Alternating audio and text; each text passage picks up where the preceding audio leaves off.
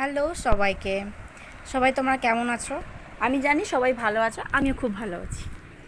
কি করবো বলো, এত গরমের মধ্যে ঘরে থাকা তো অসম্ভব হয়ে দাঁড়াচ্ছে।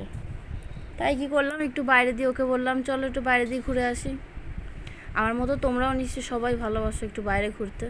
তার মধ্যেই গরমকালে তো ঘরে থাকাটা অসম্ভব অসম্ভব, যা গরম পড়েছে মারাত্মক। একটু যাই, একটু ঘুরে টুরে গিয়ে কিছু খেয়ে দিয়ে টানা বাড়ি চলে যাব।